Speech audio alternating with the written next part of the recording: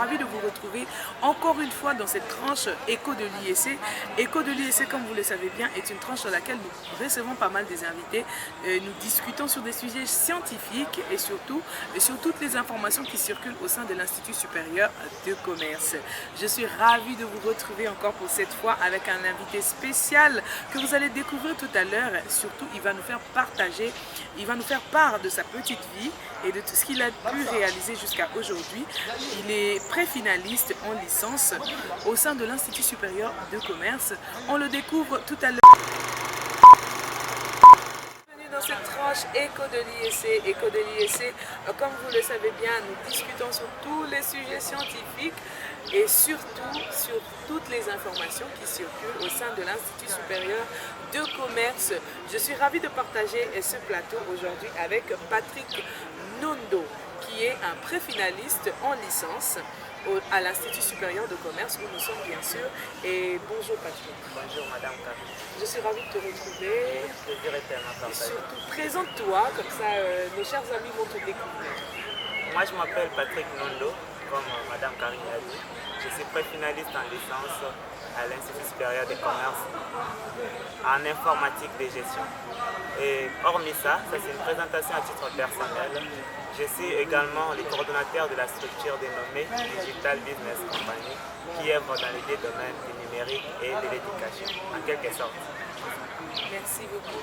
Je crois que vous venez de découvrir qui est Patrick, qui vous a présenté un peu qui il est et ce qu'il fait, même en dehors de l'IEC.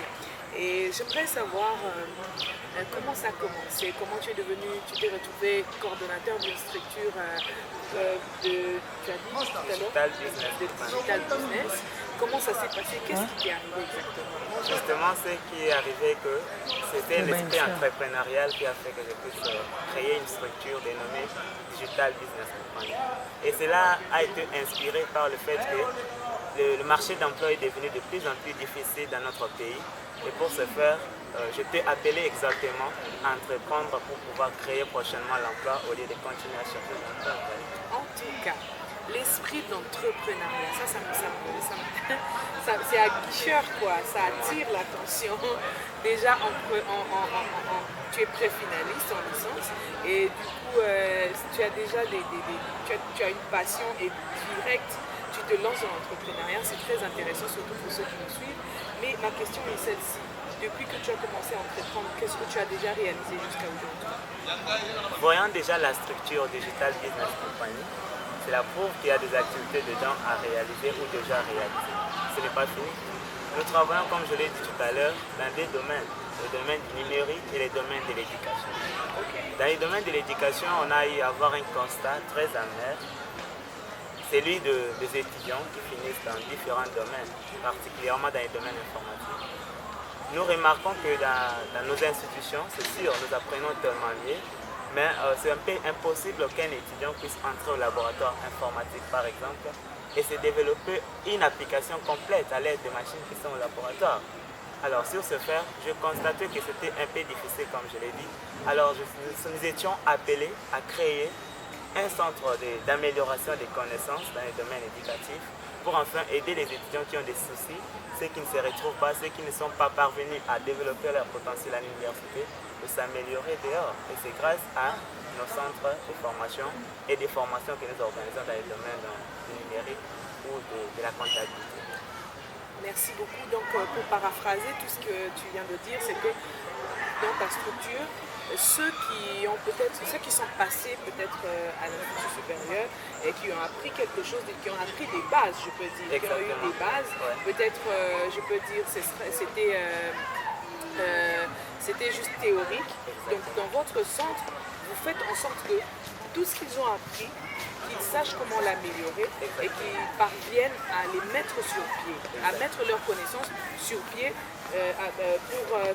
pour finalement réaliser quelque chose ou s'affermir dans leur profession, quoi. Exactement ça, parce que là au centre, nous sommes 100% pratique et théorie, parce qu'on suppose qu'on a appris la théorie ici, alors nous devons traduire cette théorie en pratique en suivant cela. Mais moi, ce qui m'attire le plus, c'est Comment toi-même tu as pu développer cela? Qu'est-ce qui s'est passé exactement? Comment toi-même, puisque ici tu as appris la théorie, comment toi-même tu es arrivé à pouvoir développer, c'est quoi, business, Digital business. digital business? Qu'est-ce qui s'est passé? Comment c'est arrivé? Toi-même tu t'es auto-formé après après le premier cycle à l'université, à l'Institut supérieur, bien sûr, et ensuite, toi-même, tu as commencé à... Donne-nous un peu des détails sur ça. Exactement. À ce que je sache en premier, le monde informatique, ce n'est pas un monde où une personne doit être seule pour travailler.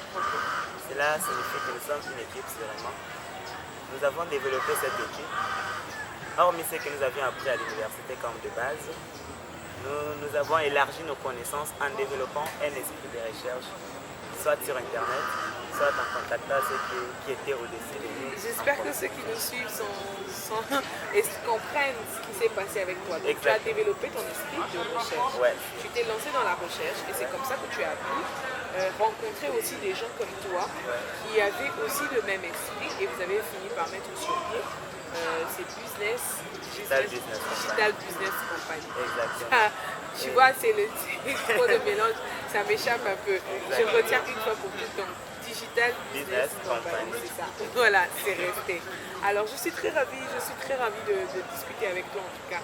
On sent vraiment que tu es quelqu'un de très intéressant et on sent en toi en fait cet esprit-là un peu élargi et ouvert à des nouveautés et tout. Mais dites-moi un peu, qu'est-ce que tu penses de la venue des nouvelles technologies dans les entreprises? Qu'est-ce que tu en penses? Sûrement, premièrement, je vais commencer par dire une chose, elle est tellement importante, celle de technologie. On dit la technologie, elle n'est ni bonne ni mauvaise. Mais c'est l'usage qu'on fait de cette technologie qui peut déterminer si elle est bonne ou mauvaise. Même dans les entreprises. Exactement. Alors, je vais aller directement dans la question, dans le vif de question. Vous avez demandé si pour les entreprises, la technologie est bonne ou elle est mauvaise. Là, justement, je vais parler du sujet de l'informatisation des entreprises. Déjà, en fait, je m'éclaircis. Ouais. La venue d'abord, les nouvelles technologies dans les entreprises, qu'est-ce que tu en penses? Avant de nous dire si elle est bonne ou elle est mauvaise, je veux d'abord que tu nous dises un peu ce que tu en penses. Cette venue-là, le fait que les nouvelles technologies viennent épauler les entreprises par rapport à leur but ou à leur réalisation, qu'est-ce que tu en penses? Justement, en bref, je peux dire, comme vous aviez déjà dit, elle est venue épauler les entreprises. Cela veut dire qu'elle est la bienvenue parce qu'elle est venue apporter ou remédier aux insuffisances humaines. Alors donc, elle a des avantages. Sa venue a nécessairement de l'impact à l'évolution du monde actuel des entreprises. C'est ça. Juste ça. Exactement, très bien. Et voilà, donne-nous maintenant le bon côté, le mauvais côté de cette venue-là de nouvelles technologies. Sûrement. Pour les entreprises, les bons côtés, premièrement, à l'aide de technologies, les entreprises peuvent maximiser leur profit à l'aide de l'utilisation des outils informatiques. Parce que les chefs du personnel actuellement ne peuvent plus prendre assez de temps à s'occuper des tâches des entreprises. Ils peuvent maintenant s'occuper de la gestion des hommes au lieu de prendre assez de temps sur les tâches. Les tâches peuvent être automatisées à l'aide des outils informatiques ou des logiciels que nous développons. Et le mauvais côté, ça c'est le bon côté, hein? Ça c'est le bénéfice pour les entreprises. Et le mauvais côté c'est quoi? Le mauvais côté est que si on ne fait pas bon usage des bons côtés que je viens de dire, justement ça va nuire. Donc si on ne fait pas bon usage des bons côtés que tu viens de citer, ça va nuire. Donne-nous un exemple quand même. Je vais donner une société dans laquelle beaucoup de personnes ont investi dedans et qui n'a pas rapporté justement une solution bonne à la fin des gens pleurer.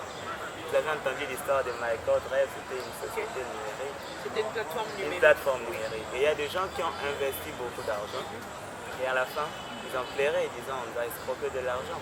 Pourquoi? C'est parce que nous avons fait confiance à ce qu'on travaille à notre place au lieu que nous puissions nous-mêmes investir dans nos business personnels.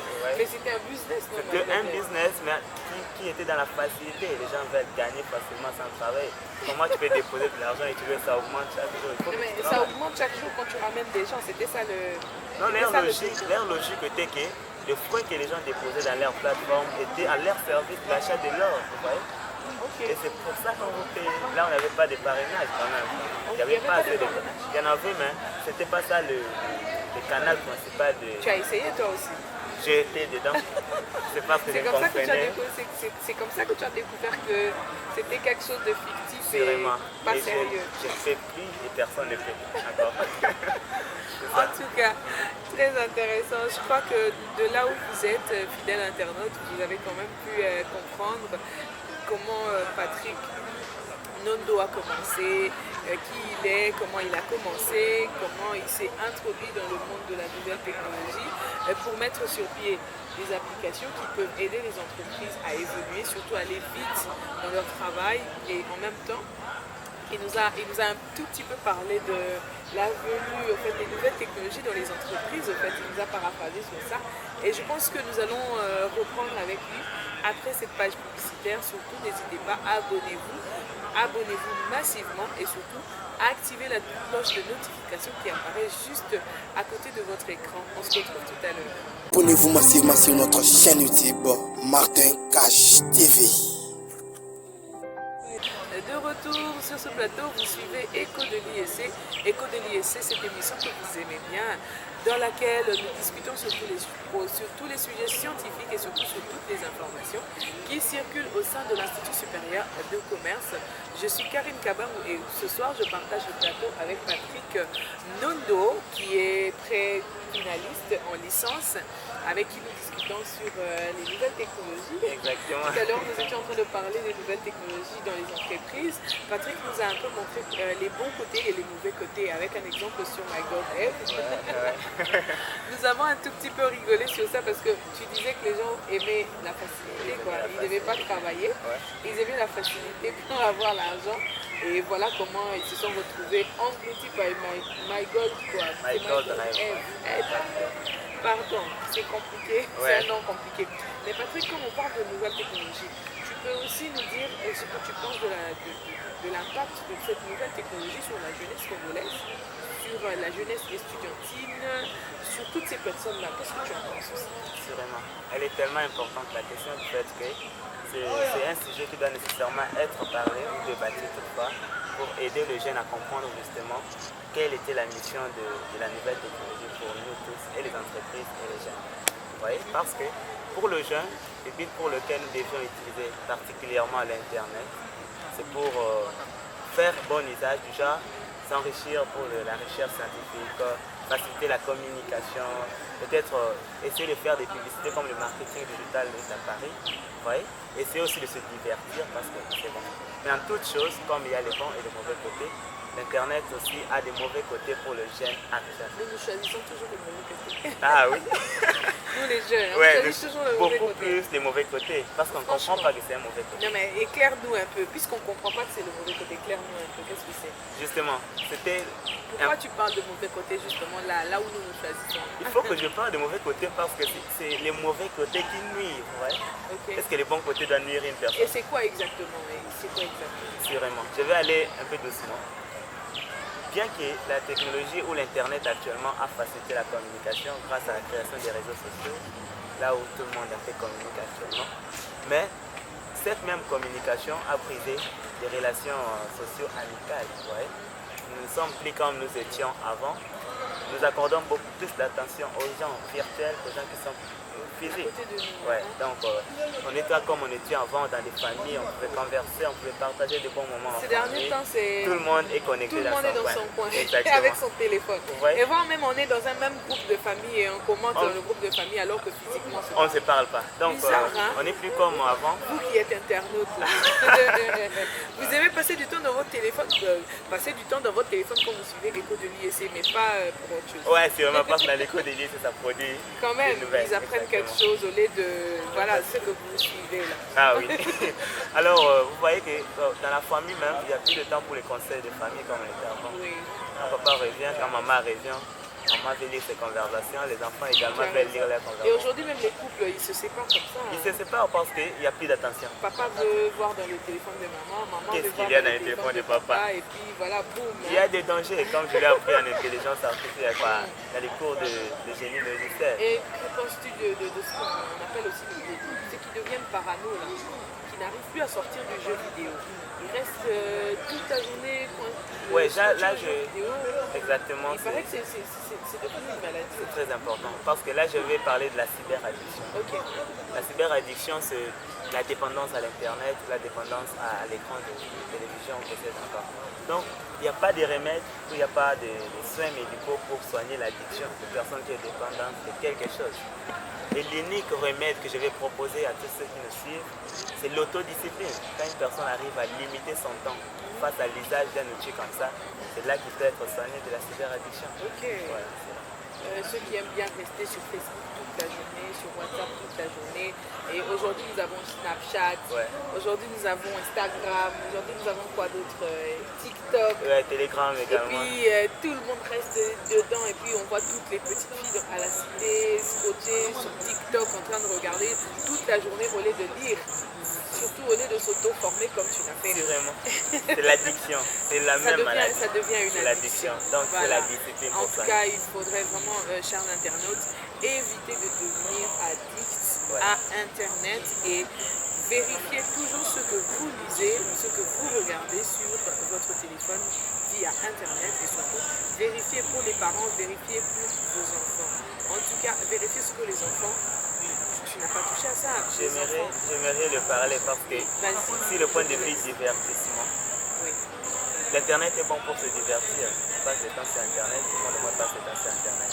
Mais nous avons constaté que ce divertissement n'est pas approprié uniquement pour les enfants. Okay. Parce que même l'application de filtre familial et l'application de contrôle parental n'ont pas encore prouvé leur capacité à bloquer les contenus pornographiques sur Internet. On le fait déjà sur les décodeurs et autres. Ouais, sur les décodeurs, ça marche, on peut coder. Ouais, on peut mettre un code pour quelques chaînes pour limiter aux enfants de ne pas utiliser.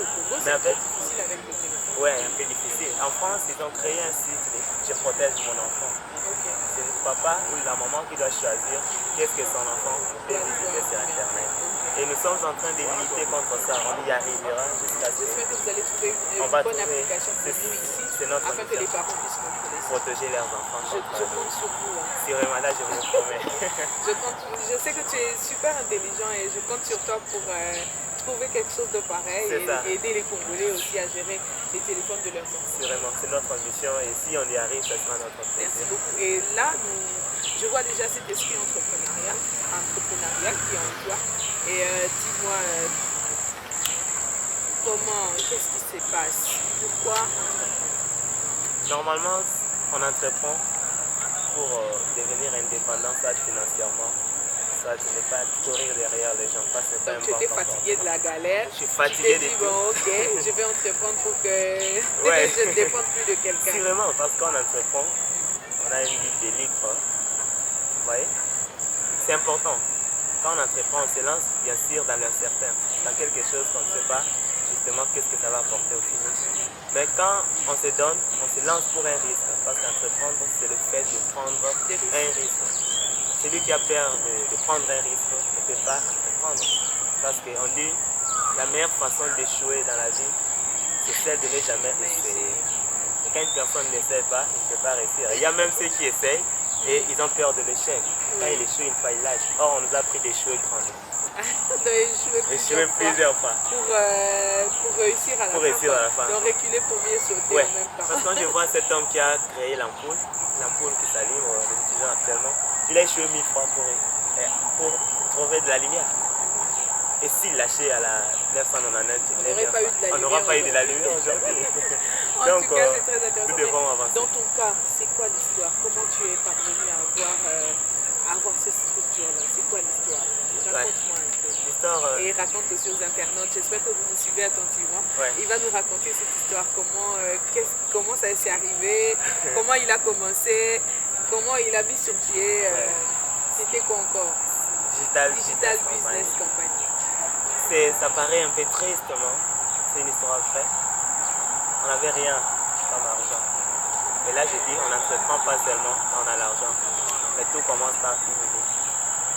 Et quand j'ai eu cette idée, il ne fallait pas procrastiner cette idée ou remettre à demain ce que je pouvais faire aujourd'hui. Wow. Donc, arrêter la procrastination, ce n'est pas un bon comportement. On échoue parce qu'on procrastine. Et quand je essayé de mettre l'idée sur plan ou sur pied, c'est là que ça pouvait devenir une réalité aujourd'hui. Donc si j'avais une idée et je dis je vais appliquer ça demain, et que demain je ne l'ai pas fait, j'ai dit le lendemain, j'allais échouer directement dans l'objectif. Mais quand je mis sur action, donc mettre en action, on dit le plus important, c'est de toujours passer en action de ce qu'on pense. Parce qu'on dit, nous devenons justement ce que nous pensons régulièrement. Alors, j'ai essayé de penser, j'ai essayé de prendre ces risques d'entreprendre. Et sachez chaque fois que quand vous annoncez vos objectifs aux gens, vous allez toujours rencontrer quelques types de personnes dans votre chemin. Ouais. Vous allez croiser des pessimistes, vous croiserez les gens qui ne croient jamais que les choses peuvent marcher. Et vous allez aussi surtout vous le croyez souvent, hein? Ouais. Juste quand vous êtes au but, près du but, quoi. Vous voulez vraiment réaliser. C'est là que vous rencontrez ce genre de personnes. Ouais, parce que ce genre de personnes, ils ne vous montrent que les exemples de ceux qui ont échoué dans les domaines que vous voulez entreprendre. Oui. Ils ne vous disent jamais telle personne a réussi, telle personne a réussi, donc tu réussiras aussi. Alors je n'ai pas prêté oreille à ces choses parce que je les ai entendues plusieurs fois. Alors quand je suis resté positif sur ce que je faisais parce que l'objectif était clairement défini. Alors il fallait que je puisse réaliser ça. J'ai marché, je suis allé de l'avant, j'ai essayé et je suis arrivé justement parce que je sens que mon objectif est atteint. Waouh! Et qu'est-ce que tu as fait par la suite? Par la suite, là, je suis en train de travailler, je suis en train d'encourager tous ceux qui entreprennent parce que j'ai compris l'entrepreneuriat. Et ceux qui veulent prendre les risques, qui ont besoin de conseils, des fois je fais du coaching privé, des motivations sur ma page Facebook aussi. Je fais le développement personnel pour apprendre aussi aux gens à avoir confiance en soi et l'estime de soi parce que c'est une clé. Et ce que je vais demander justement est que tout le monde doit travailler sur soi-même en premier au lieu de voir les autres. Parce que la comparaison des fois nous fait perdre notre confiance personnelle. Mais moi je suis vraiment très émue et très, je peux comment dire, très abasourdie de voir un jeune qui n'a même pas encore fini son deuxième cycle, tu vois, motivé comme ça et puis prendre son courage à deux mains et puis arriver à réaliser quelque chose d'important et surtout réaliser quelque chose qu'une grande entreprise utilise déjà. Et ça, tu n'en as pas parlé. Oh. L'application que tu as réalisée, tu n'en as pas parlé. Ouais, l'application des Mova Online. Voilà, il a réalisé quelque chose d'important, mais il évite d'en parler. Je veux que tu nous dises ce que c'est. Ouais, c'est sûr, je suis humain. En soi, c'est une boutique en ligne, elle fonctionne actuellement. S'il y a des gens qui achètent déjà, on a des livraisons à domicile.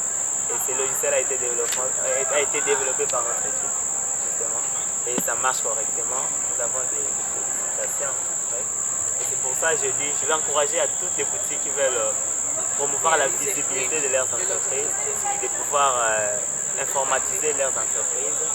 Pour ça, c'est pour créer une boutique en ligne afin de pouvoir faciliter l'interaction directe avec leurs clients. C'est très important.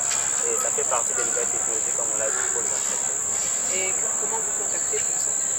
Pour nous contacter, nous avons notre numéro de contact, il sera retrouvé au bas des écrans. Vous allez avoir les numéros, il faut nous écrire sur WhatsApp, le numéro est tellement disponible. Et nous répondons aussi rapidement, c'est notre mission pour vous. Nous voulons voir toutes les entreprises au Congo informatisées. Parce que le ministre numérique, même M. Véran, est en train de travailler sur le plan de l'horizon 2025. Alors nous devons l'accompagner justement dans cette vision pour pouvoir promouvoir les numériques dans notre pays. Wow. Et nous n'allons pas nous séparer sans pouvoir toucher un tout petit peu à ce sujet. Il y a un nouveau comité de gestion à l'Institut supérieur de commerce. En tant qu'étudiant, qu'est-ce que tu penses de ce nouveau comité et tu crois vraiment que ça marchera? Moi, je commence par souhaiter un grand mandat à tous les membres du comité de gestion nouveau. Alors, ce que je demanderais au nouveau comité de gestion, c'est que ils doivent nécessairement améliorer ce qui ne marchait pas avant et ajouter les idées qu'ils nous ont apportées parce que toute personne, quand elle s'avance pour un objectif, il a exactement ce qu'il nous a prévu. Alors nous sommes impatients de voir ce que vous nous avez apporté comme innovation par rapport à notre institution. Et quel conseil tu peux donner à tes condisciples étudiants comme toi? Je vais demander à tous surtout en matière de... Avec le système LMD qui vient d'arriver, où il faut s'auto-former. Oui, sûrement. Par rapport aux débutants, premièrement, qui sont dans le système LMD, Vous devez comprendre que nous ne sommes pas dans un ancien système où l'étudiant pouvait attendre à tout le professeur. 100% de Alors, connaissances. c'est maintenant de 50 et 50. 50-50. Vous devez travailler vos 50% et laisser aussi au professeur ses 50%. 50%. Lui vous apporte 50% Ouais, il vous de apporte matière 50% de et le matière. reste de la matière, vous C'est devez faire vous-même. des recherches. Ouais, parce que si j'imagine que toi tu as apporté que 10% et lui ça. à 50, vous avez 60%, sache que ça va chauffer. Il n'y aura pas de mission de code pour aller magouiller un peu derrière. Il n'y en aura plus. Non, hein. ça je crois pas parce Avec que le LMD, il n'y en a pas. apparemment les gens ne reprennent pas, mais les cours aussi, voilà, à la prochaine Voilà, année. les gens ne reprennent pas, mais la prochaine année, Les cours vont tu vas reprendre. reprendre les cours que tu n'as pas réussi. Et je le Tu fais. seras obligé de le refaire. Vraiment, je ne veux pas que vous ayez 30 cours à la fin. Franchement. C'est ça. En tout cas, très ravi de partager ce plateau avec toi et surtout, j'espère te revoir encore une autre fois pour un peu plus d'échange, un peu plus de nouveautés. Et bonne soirée à toi. Merci beaucoup et le plaisir a été partagé. Merci. On va quitter